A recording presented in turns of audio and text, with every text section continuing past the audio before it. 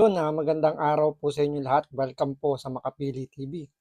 Pag-usapan lang po natin yung mga naging palusot po ni Pangulong Bongbong Marcos at nito ni Boying bago at pagkatapos po arestuhin si Pangulong Duterte at ilipad papuntang dahig doon sa ICC.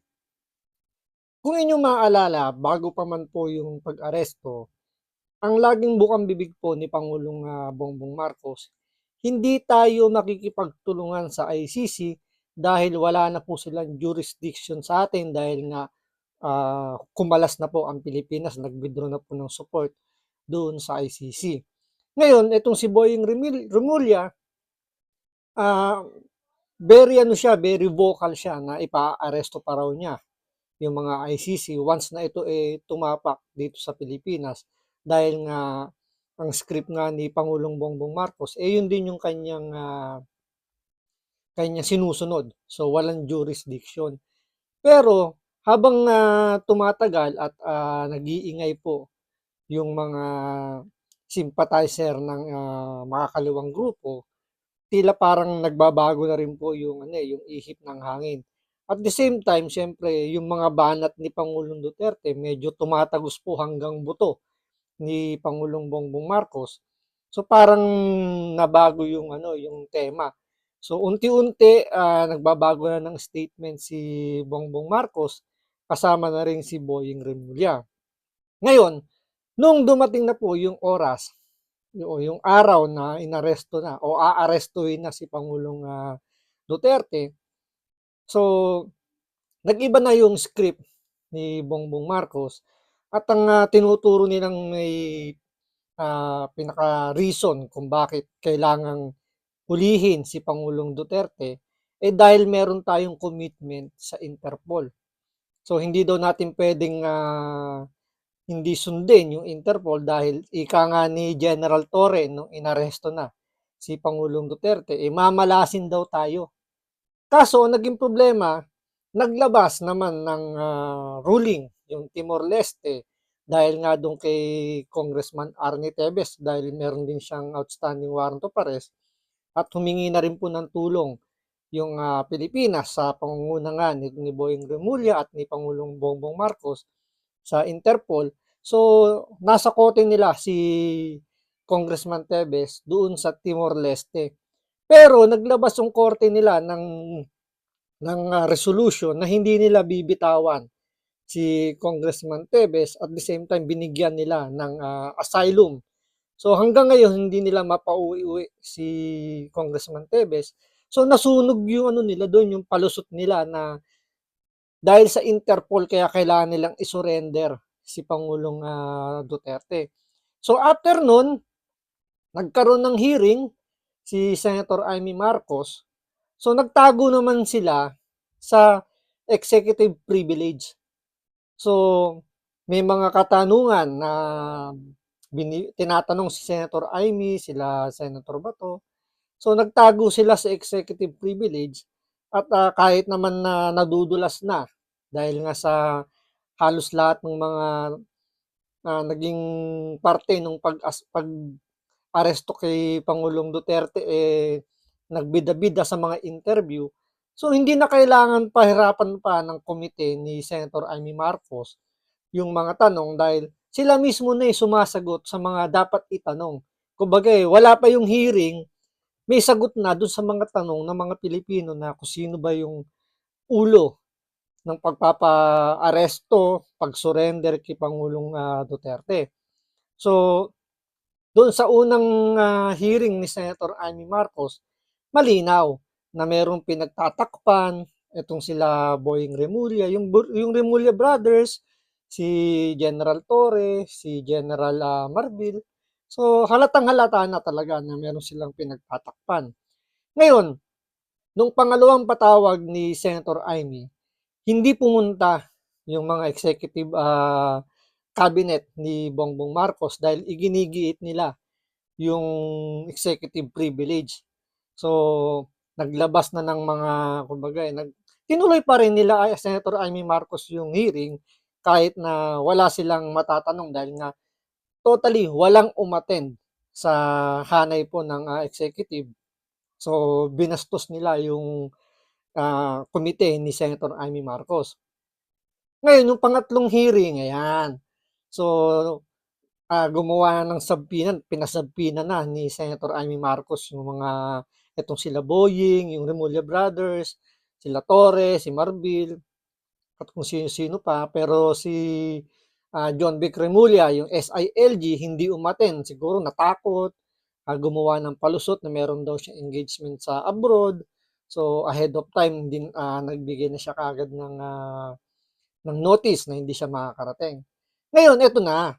So, kung nasunog na yung mga unang palusot nila, eto na yung panibagong palusot na ginawa ni Boying Remulla.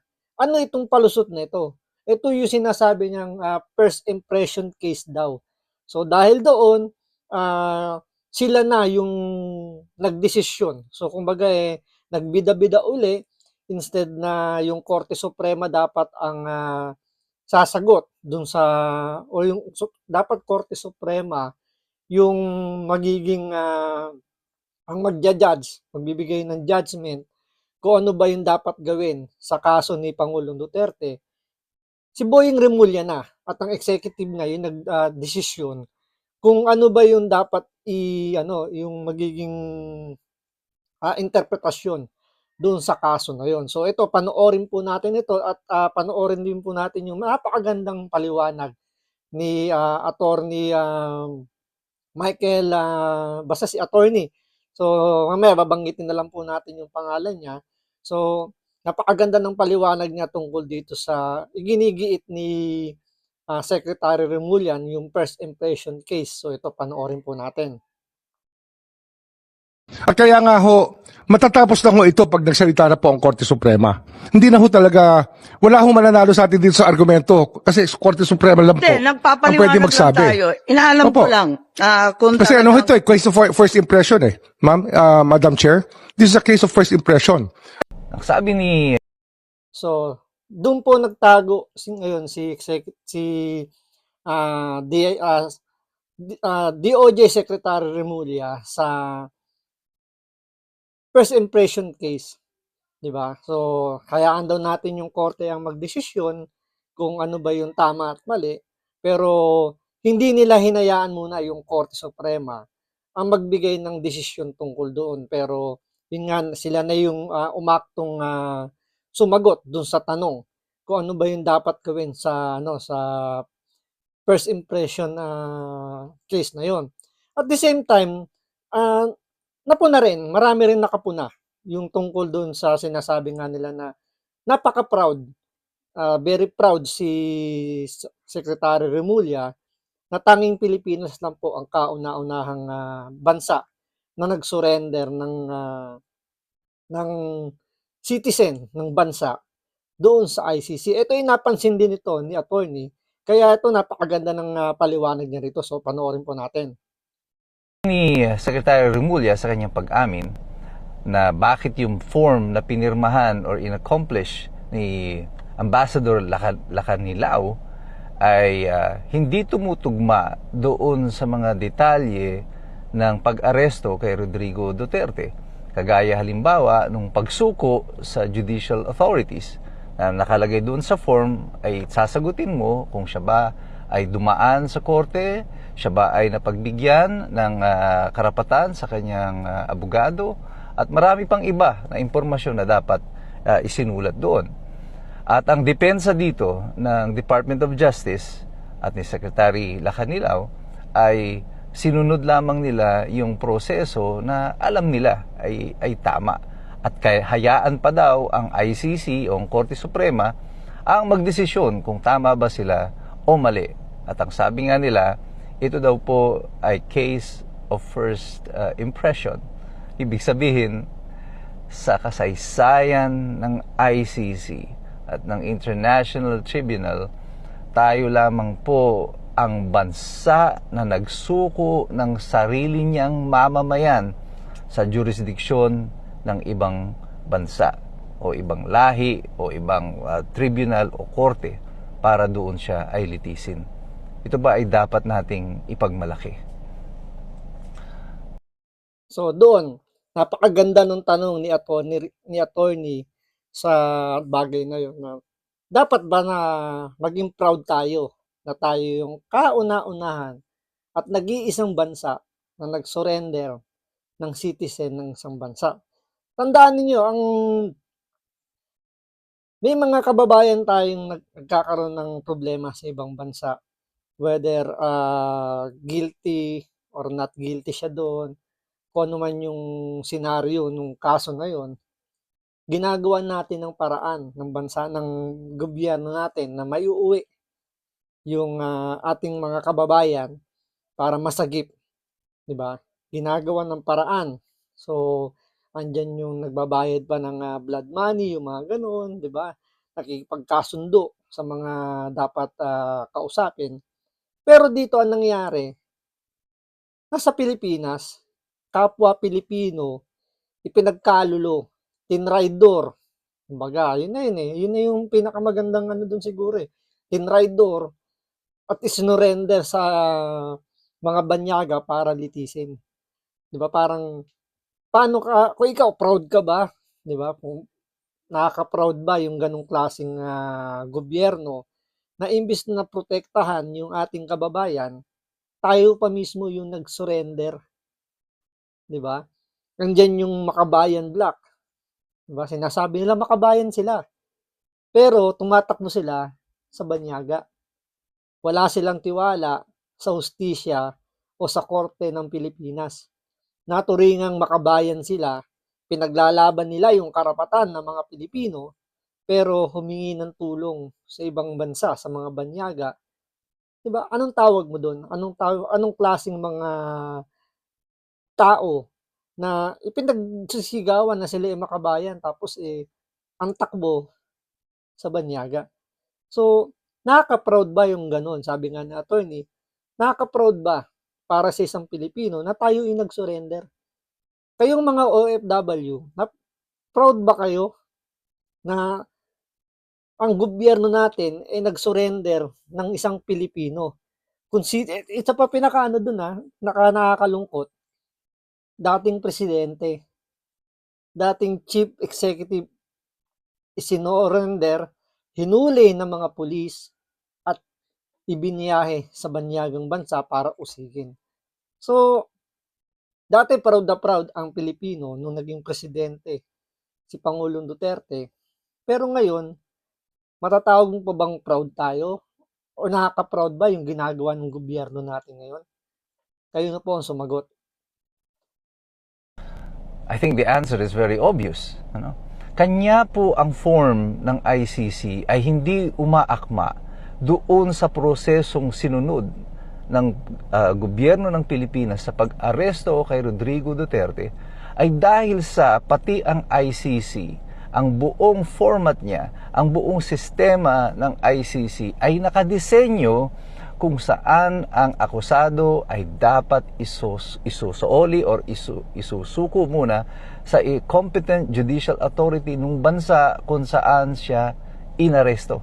At hindi pwedeng basta-basta kukunin, isasakay sa eroplano at dadalin sa Hague.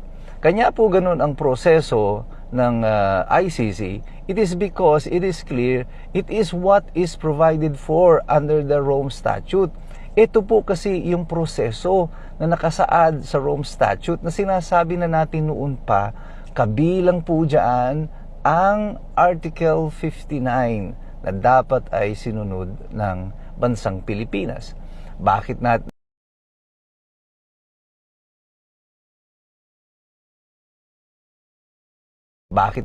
susundin yan? Because inaresto nga si Rodrigo Duterte sa ilalim ng Rome Statute. And therefore, hindi ka pwedeng maging selective na sasabihin mo ngayon, yung Article 59 does not apply. Sabi naman uli, yung atin daw local laws will apply. But our local laws, pinag-usapan na po natin to.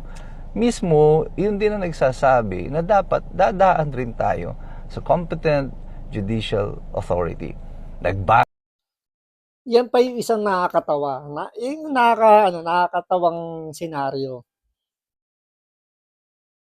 Sinasabi ng mga anti-Duterte, ng mga abogado, na hindi na raw kahit yung gobyerno natin, 'di ba, mga gobyerno natin mismo, mga abogado ng gobyerno natin, mga anti-Duterte na lawyer, mga makakaliwa, mga sympathizer na abogado, sinasabi nila na kasi ini-insist ng Duterte camp yung Article 59, which is yung sinasabi ni Attorney rito na kailangan i-surrender muna sa competent National Judicial Authority.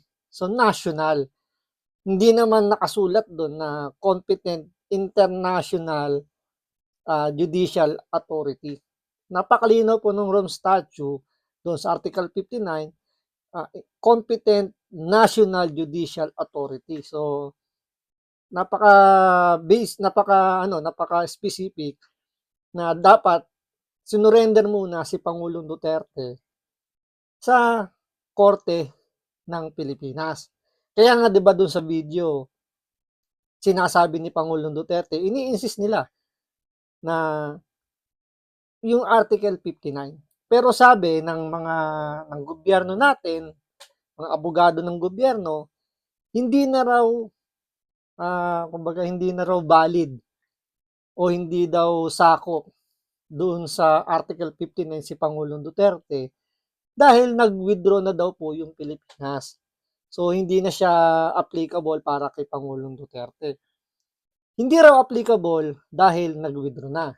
So wala na raw judicial authority yung ICC para bigyan ng ipatupad yung Article 59. So parang naging selective na lang so hindi na nila pinayagan. Pero kung iisipin mo, kung hindi na valid kay Pangulong Duterte yung Article 59 dahil wala na raw jurisdiction dahil nga nag-withdraw tayo. So, paano pa naging valid yung arrest warrant ng ICC kung nag-withdraw na tayo? 'Di ba? Parang wala na nga nag-withdraw na Kung hindi na applicable yung Article 59 kay Pangulong Duterte, paano naging applicable yung arrest warrant since nag-withdraw na po tayo? So, doon lumabas na yung magiging selective ng ICC. Kung ICC talaga yung nagpapakuha kay Pangulong Duterte, nagsalita na rin naman yung spokesperson ng ICC na sinabi nila na hindi kami ang kumuha, kusang isinurrender yan ng Pilipinas. Kaya nga nagulantang yung ICC rin kahit paano dahil nabulaga sila na bakit nandito si Duterte sa ICC. Wala namang request sila na dalhin na doon si Pangulong Duterte. Kaya nga doon sa checklist, 'di ba, yung sa hearing, ang pumipirma yung sinasabi si Ambassador Lacalinaw na siya yung ambassador ng ICC dito sa Pilipinas. Pero siya yung pumirma doon sa in behalf ng Republic of the Philippines. So, nagbida-bida rin na siya na yung umakong official signatory doon sa papeles o yung sa pagkuha kay Pangulong Duterte. Kaya nga yung mga sagot niya doon sa kumbaga sa pinaka-checklist ng parang clearance, napaka-sablay Tulad nun, may tanong doon na kung dinala daw ba si Pangulong Duterte sa competent National Judicial Authority. Ang sagot ni Ambassador Lacanilaw, do not know, hindi niya alam. Tapos yung isa pang tanong doon kung binigyan daw ba ng legal service, 'di ba? Kumbaga nalitis ba sa korte ng Pilipinas si Pangulong Duterte? Ang sagot niya, yes. Kahit maghapon siya nandoon sa Villamor Airbase at nakita niyang hindi naman dinala sa korte si Pangulong Duterte, ang sagot niya, yes. Kaya nga kung yung korte ng ICC kagaya ng Pilipinas, doon pa lang dismiss na yung kaso. Kasi nga, technicality, hindi nasunod yung tamang proseso. Pero hindi natin alam kung merong ding ganun sa ICC. Kasi kung dito nga sa Pilipinas, gaya na sinabi ko, technical yan, dismiss kagad yan. Kagaya nung anak ni Boying Rimulya. Di ba? Na-dismiss yung kaso dahil hindi daw na-preserve ng maayos yung evidence At the same time, hindi naman daw kilala nung anak ni Boying Remulla kung sino nagpadala ng epektos dun sa anak niya. So, dinismiss yung kaso dahil sa technicality. So, ngayon, yung pag-transfer kay Pangulong Duterte, kitang-kita naman na napakaraming technical na hindi nasunod, pwedeng ma-dismiss kung korte ng Pilipinas. Kaso, ICC yun. So, hindi natin alam kung yun may ganun din. Diba? So, yun siguro yung mga lumabas dun sa hearing ni Senator Amy Marcos. Pwede rin sigurong gamitin yun ng kampo ni Pangulong Duterte, pero hindi lang natin sigurado kung same lang din yung magiging epekto or baka walang epekto yung hearing na yun, dahil nga ang pinakapunto, may napanood din kasi akong isang abogado na nagtrabaho daw before doon sa ICC. Hindi na raw importante sa ICC kung tama o mali yung pagpapadala kay Pangulong Duterte doon. Ang importante lang sa kanila is nabitbit yung akusado, si Pangulong Duterte, para litisin doon sa ICC. So, yun ang sinasabi niya, walang bearing kung tama o mali yung pagkuha kay Pangulong Duterte. So, yun ang aantayin natin. So, balikan natin dito si attorney.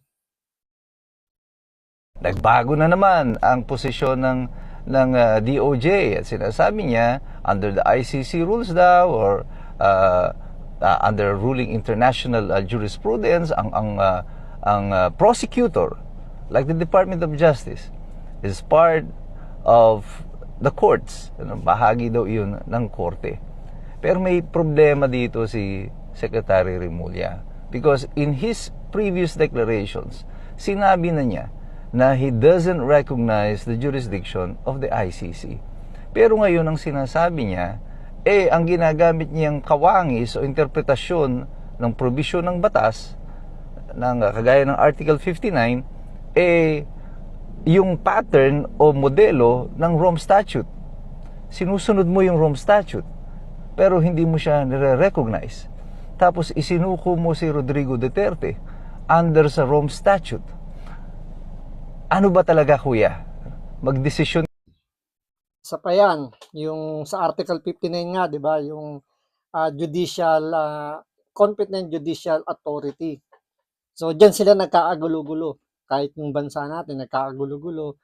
Yung abogado ng si Yusek si Attorney Claire, yung spokesperson ng DOJ, si Calabano, si Boying Remulla, yung ibang abogado, iba-iba yung interpretasyon nila doon sa judicial, yung competent judicial authority.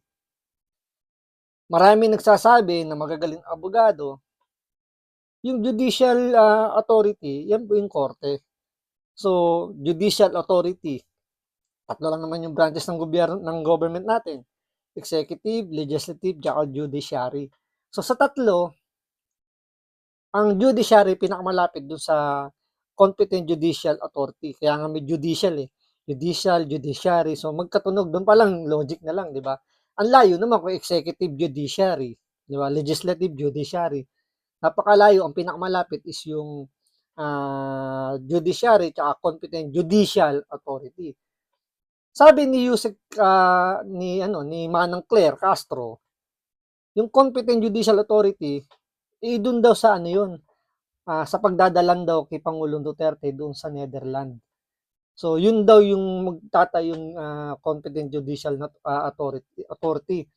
Sabi ni Attorney Claire, kaya nakakatawa nga kung ano yung paliwanag nila Tapos, ito naman si Calabano, yung spokesperson ng DOJ. Sinabi niya, yung DOJ na mismo, yung tumayong judicial authority. Tapos itong si Boyong Remulla naman, sabi nga ni attorney rito, sinasabi niya hindi daw nila ino-honor yung jurisdiction ng ICC, pero ang kinokopya niyang pattern is yung Rome Statute ng ICC. Kaya nga sabi rito ni attorney, ano ba talaga kuya, pumili ka, nire-recognize mo ba o hindi? Diba, kumbaga, doon pa lang sila hindi na sila pare-parehas ng paliwanag. Sila nahihirapan kung ano yung pagkakaintindi doon. So, may technicality pa rin. Diba kung titingnan mo, may technicality. Kung sa ano nga yan, kung korte ng Pilipinas yan, dismiss na kagad yan. Desisyon ka kung ano talaga ang magiging argumento ninyo. Napakalabo po at lalong lumalabo ang mga argumento ng ating pamahalaan. Kagaya po ng sinabi ko noon sa una-una nating video, bakit tila nagmamadali ang pamahalaan na isuko si Rodrigo Duterte sa ICC?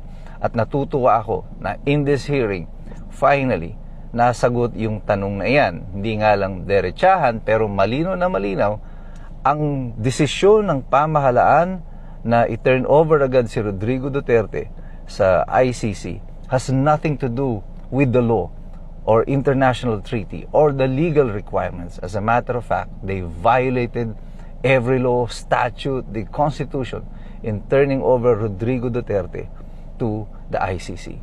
Ang malinaw na dahilan talaga dito, hindi po ito sa punto ng legalidad. Kaya nila isinuko si Digong. Sinuko nila si Rodrigo Duterte ng dahil sa politika. Diyan, naniniwala po ako kay attorney. Huling-huli po niya. Kaya po sinurrender si Pangulong Duterte dahil sa politika.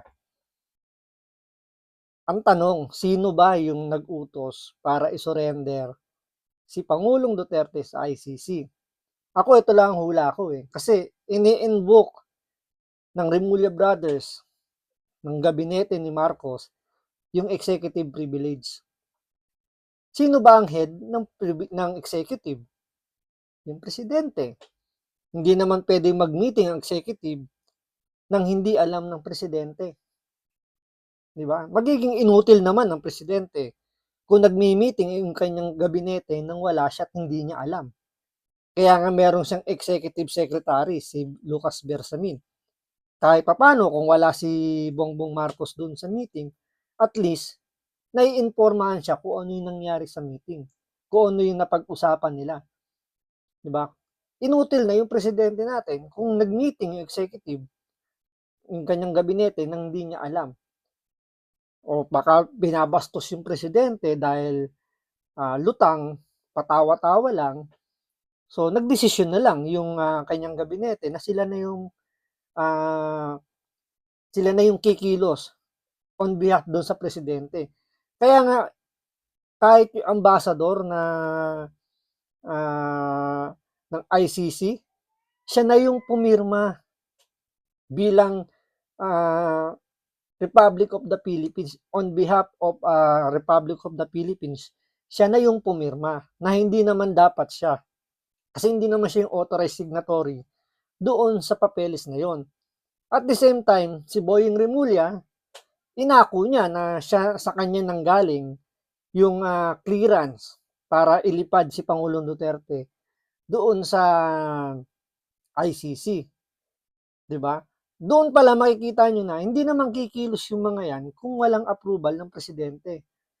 Unless, lutang ang presidente natin, hindi kayang magdesisyon, may ibang nag-decide para sa Pangulo natin, kaya natupad yung hangarin nila na maalis dito si Pangulong Duterte sa Pilipinas, para nang sa ganon, yung kanilang line-up, yung bagong alyansa, may panalo yung kanilang mga senador nang ma-impeach na si Vice President Sara Duterte at maupo na pong susunod na presidente, yung kanilang iminamanok na si Speaker Romualdez. Yan po yung malinaw na malinaw dyan. Executive privilege, ang head po niyan, yung executive, ang head ng executive department ay yung presidente. So malinaw na malinaw, meron ditong kinalaman si Pangulong Bongbong Marcos. So abangan natin kasi may mga susunod pang mga hearing si Senator Amy Marcos, at doon makikita natin kung ano pa yung mga pwede pang malaman natin, kasi may isa pa dong gustong malaman nila yung sino yung may-ari ng eroplano at ano yung kinalaman nito at ano yung naging papel nito para may ibiyahe si Pangulong Duterte doon sa ICC. So yan po yung aabangan natin. So maraming salamat sa panonood. Ingat po kayo lagi. God bless.